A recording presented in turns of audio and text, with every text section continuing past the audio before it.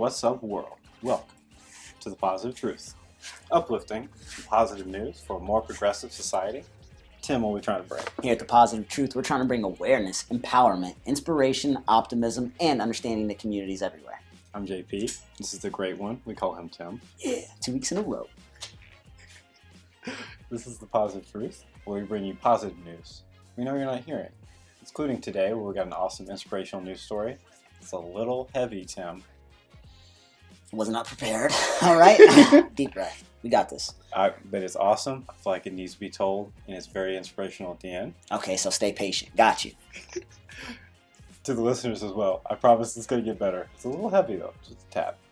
Before we get to that, make sure to like, share, subscribe, rate, and review. Helps us out so much. 5-star rating, telling a friend, helps us spread this positive news that we do every Wednesday and Friday on our audio-only episodes, where we talk about 6 positive news stories each day.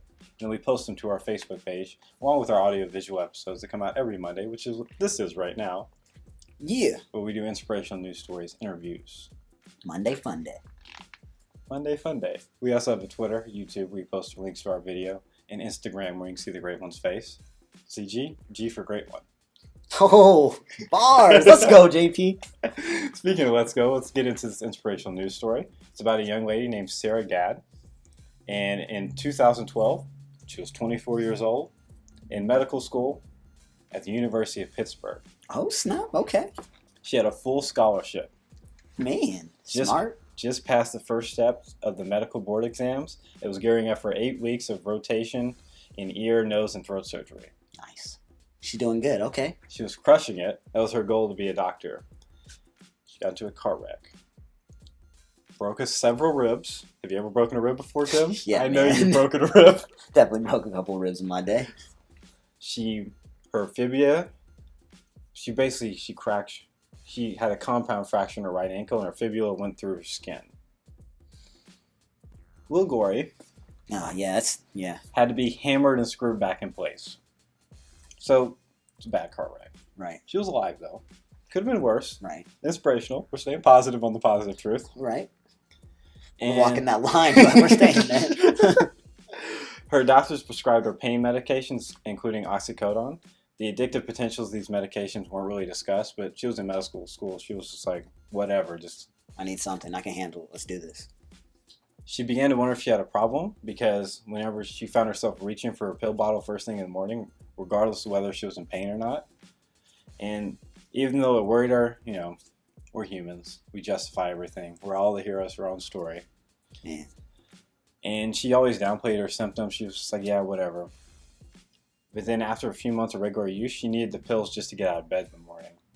She started isolating herself, canceling plans to stay home and get high. She gained 40 pounds in 2 months, neglected basic hygiene, showering, anything.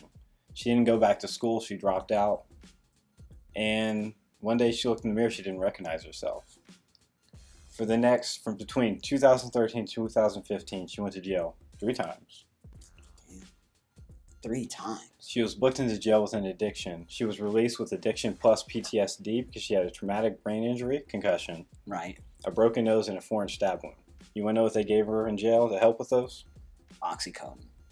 Ding, ding, ding. Sad face. So she would start to feel helpless. She couldn't get a job.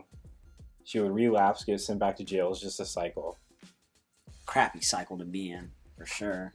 In July of 2015, she was arrested for a third non-violent drug offense, spent 5 days in jail. And she was detoxing from 1,000 milligrams a day oxycodone habit. Woof. That's 1,000 milligrams a day? That's enough to medicate about 100 people. She was taking that daily. Yeah. With most people, when they talk about opioid addiction, they don't talk about the withdrawal symptoms. Endless vomiting, abdominal cramps, cold sweats, body aches, severe anxiety. You can't function. Right. It's one of the worst things to get addicted to because you can't get off of it.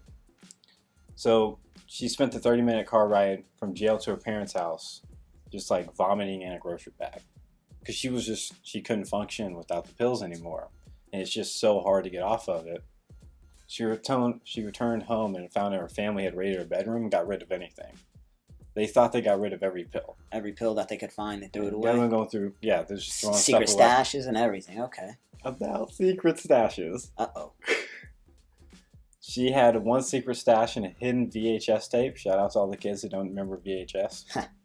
It was labeled Sarah's dance recital, and she had put it in the back because the VHS tape was too large. Like the cover, they used to put covers on the VHS tape. No kids don't remember that. I definitely do. Good times, good times. And then she had 20 tablets of 10 milligrams of oxycodone. So she snorted a few tablets and swallowed the rest. And then she described it as euphoria. There was no problem. She felt perfect. Then she woke up in the hospital because she almost OD'd. A lot of times when people get off of it, their bodies are so accustomed to it that whenever they go back to their regular dose, it ODs them. That's how a lot of people die. That makes sense. I was like, wait, what just happened here? Like, she was taking them fine, now she OD'd, but since she was getting off of them, she didn't need 1,000 milligrams. She probably needed like 20 or something. And taking 1,000, yeah, you're going to the hospital for sure. Okay, so got you. Exactly. So she almost died. I remember we did poison control. Right. Check out that interview. Absolutely awesome. And she talked about it's just medicated assisted treatment.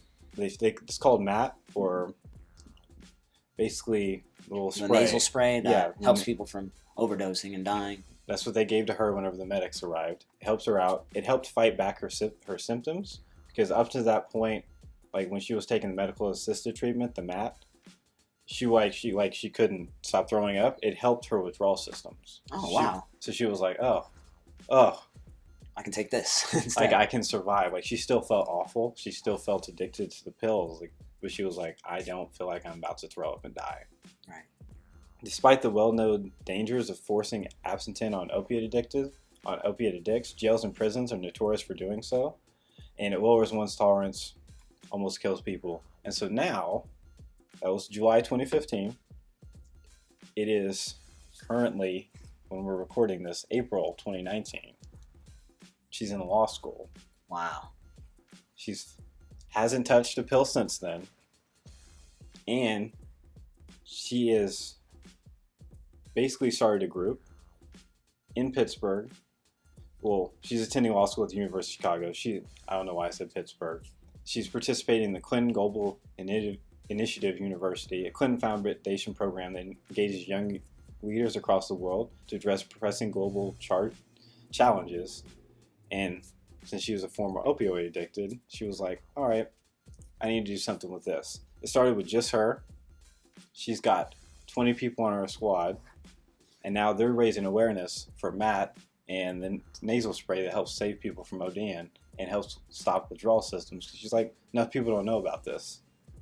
While she's going to law school, and I think it's awesome, because no matter what you go through, you can still succeed in the end and still make a positive impact on your community. Man, absolutely. I love how she kind of rewrote her success story. You know, she went through something traumatic, car accident while in medical school, got addicted to drugs, then went through all kind of hell, going in and out of jail, overdosing, almost dying, getting addicted even more, and finding her way out of it, and then creating something even more amazing by creating a group of 20 people to fight for something that she believes in. That's amazing, man. And she's in law school. Not even, we're talking about, like, most parents would like, oh, I want my kid to be a doctor or a lawyer. This girl was like doing both. You know what I mean? Like, she potentially could have been a doctor if everything would have went smoothly and didn't get into the car accident. But she still, like I said, she rewrote her success story. I'm going to be a lawyer and I'm going to fight for what I believe in. And that's awesome. I think that's awesome, because there's a lot of people out there, even people listening, that we go through crap and we give up. We don't even think about succeeding anymore. We're just kind of like dwelling in our depression and our sadness. And to hear a story like that, to be so traumatic, it's amazing. It's inspirational for sure. Absolutely. If you want to check out what she started, it's called Addicted to Action, A2A. Ooh, bars. Yeah, it's a good name. It's an organization committed to tackling the opioid crisis by making MAT accessible to inmates. She's working with researchers, correctional facilities. I think it's absolutely awesome. Support her for what she does. She's also working with Chicago Urban League and the Women's Justice Institute in Chicago. She's doing a lot of great things. She's overcome a lot, and you can do anything. And that's the point of this inspirational, positive news story that we're talking about on this Monday. And I think it's awesome, Tim. For sure, man. I thought it was awesome too. I'm definitely going to check out this article again because I know there were some pictures of her before and after wise, and I know she looks like a completely different person, so I'm going to look at it myself. I do have a quote, though, to get us up out of here. Okay. And I think this works out great because pain is temporary, but quitting lasts forever. Okay. And she definitely didn't quit. She kept going, kept fighting, and now she's about to be a lawyer and changing the world. Nice quote, Tim. Yeah, go Tim. Hopefully everyone enjoyed this episode. We'll be back on Wednesday with 6 positive news stories. Till then, we're out. Stay positive.